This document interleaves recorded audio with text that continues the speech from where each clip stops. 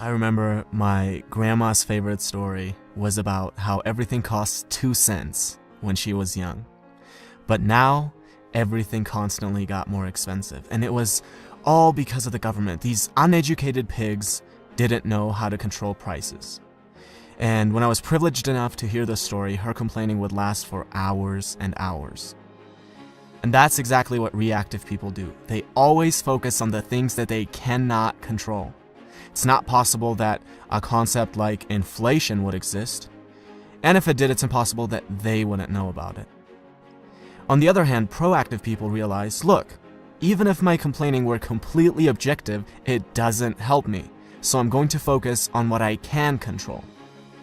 If a proactive person owns a business where he sells a product, instead of focusing on how people these days don't appreciate good products anymore and how the government has horrible regulations, he focuses on how can I improve my product so my customers can't live without it. Do you realize how much responsibility, how much dedication, how much hard work comes along with asking that question? And what do you think our effort minimizing brain is going to pick as default? And that is exactly why most people focus on the things that they cannot control rather than focusing on the things that they can. Habit number 1 is be proactive. Now, imagine you're at a funeral, but this one's different from all the funerals you've ever been to. You're standing over the casket and you see yourself. What do you have to say about yourself? This is one of the most powerful questions you could ask. Are you doing the things in your life which are aligned with what you want to be able to say? Do you want to say that you are a good spouse? If that's the case, how does coming home and instantly being negative towards your spouse affect that? Do you want to be remembered as a person who added value to society? If that's the case, are you doing the things that will allow you to say that, or are you scared of failure and choose comfortable mediocrity instead? Almost every one of us will have to readjust how we live when we ask this question. Habit number 2 is begin with the end in mind. Now, if I were to ask you, what are the most important things to you? The most common answers I would get would be either your well-being or your relationships, your family, your spouse, your children. You would never ever say organizing papers or watching TV. But how many of us spend more time organizing papers and watching TV than planning our nutrition and going to the gym or cultivating a healthy family environment?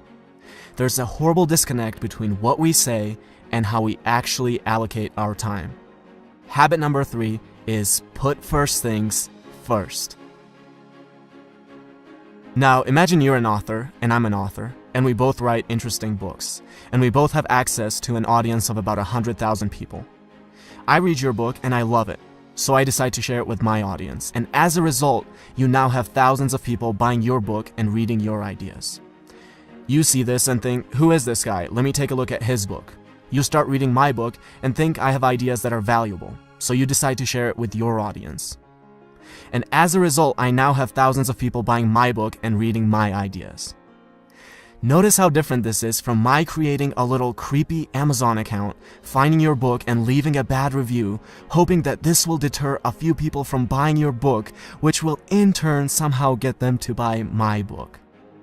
Habit number 4 is think win-win. Stop thinking of everything as a zero-sum game. For you to win, another person does not have to lose. Something I want my viewers to do is to subscribe to my channel. But you will never hear me say, well, I worked really hard, guys. I dedicated so many hours to this. Please subscribe. Look, who cares if I worked hard? Who cares if I've spent days creating this video? The real questions are, does it offer value to you? And why should you dedicate your time to subscribing when you could be doing anything else that you want? Habit number 5 is something that I try to use every single day with every interaction that I have and with every comment that I reply to, and it is this: seek first to understand, then to be understood. Now, imagine there are 2 people and a tree with 5 apples on it. They're both too short to reach the apples, but if one of them sits on the other's shoulders, he can reach all 5 of the apples. This is called synergy. The whole is greater than the sum of its parts.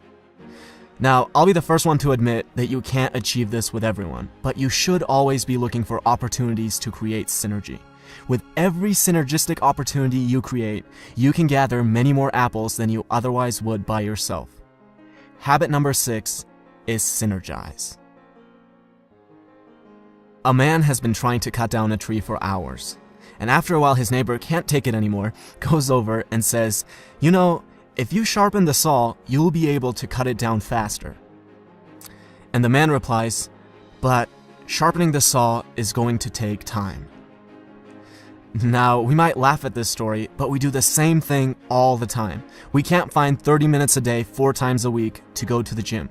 Our health deteriorates to a point where we're physically incapable of being effective. We can't read a book for 15 minutes a day and mentally stimulate ourselves. No, these things take too much time. And then we have the audacity to ask for little tips and tricks on how to be effective. It's like telling your engineer, "Don't worry about the foundation, where can we get the magic bricks that will float in the air?" Habit number 7 is sharpen the saw. And these are the 7 habits of highly effective people by Stephen Covey.